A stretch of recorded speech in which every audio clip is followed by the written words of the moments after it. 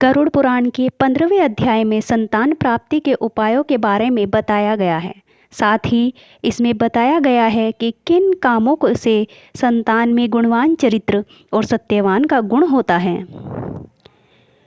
भगवान विष्णु अपने वाहन पक्षीराज गरुड़ से कई संदर्भ में बातें करते हैं। इन्हीं का वर्णन गरुड़ पुराण ग्रंथ में किया गया है।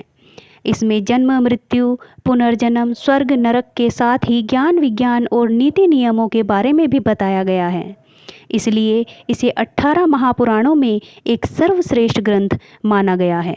उत्तम संतान के प्राप्ति की इच्छा हर दंपति को होती है, क्योंकि संतान अगर उत्तम हो तो इससे समाज में मान सम्मान की वृद्धि होती है।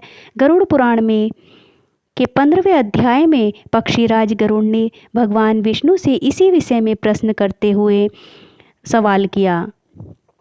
गरुड़ के इस सवाल का जवाब देते हुए भगवान बोले, यह प्रश्न बहुत उत्तम है और हर व्यक्ति को इसका ज्ञान होना जरूर चाहिए। गरुड़ पुराण के अनुसार संतान प्राप्ति की कामना के दिन स्त्री और पुरुष दोनों का चित्त प्रसन्न और मन शुद्ध होना चाहिए, क्योंकि स्त्री और पुरुष का चित्त जैसा रहेगा वैसा ही चित्त संतान में भी होगा। गरुड़ पुराण में भगवान विष्णु कहते हैं, उत्तम संतान की प्राप्ति के लिए महिला के माहवारी के दिनों में उसके संपर्क में नहीं रहना चाहिए। मान्यता है कि देवताओं के द्वारा स्त्री को माहवारी का श्राप दिया गया था, इसलिए इस दौरान स्त्री की आभा को अशुद्ध माना जाता है। माहवारी के 5वें दिन महिला को स्नान कर शुद्ध होना जरूरी है। इसके बाद ही पुरुष महिला के साथ एक कमरे में निवास कर सकते हैं। हालांकि संतान प्राप्ति के लिए यह समय भी अनुकूल नहीं होता।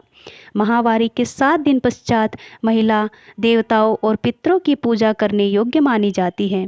इसलिए उत्तम चरित्र या चरित्रवान संतान के लिए 7वें दिन के बाद ही गर्भाधान के लिए प्रयास करें। उत्तम संतान की प्राप्ति के लिए स्त्री और पुरुष को पहले स्नान कर अपने शरीर को स्वच्छ कर लेना चाहिए और साफ कपड़े पहनने चाहिए। साथ ही बिस्तर भी साफ सुथरा होना चाहिए। मान्यता है कि सम दिनों में गर्भाधान से पुत्र और विषम दिनों में गर्भाधान से पुत्री की प्राप्ति होती है।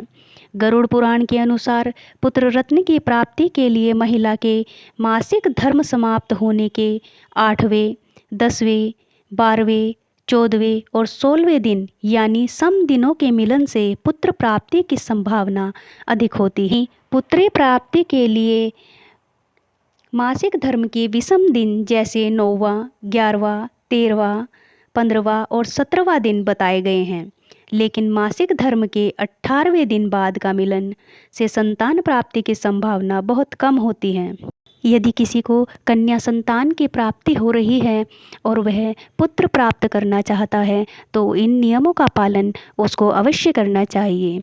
स्त्री को हमेशा पुरुष की बाईं तरफ शयन करना चाहिए और स्त्री और पुरुष एक दूसरे की तरफ मुख करके थोड़ी देर लेटें और जब स्त्री का बायां स्वर चलने लगे यानी स्त्री को बाईं नासिका से श्वास आने लगे और पुरुष का दायां स्वर चलने लगे यानी पुरुष को दाईं नासिका से श्वास आने लगे, तब समागम करना चाहिए।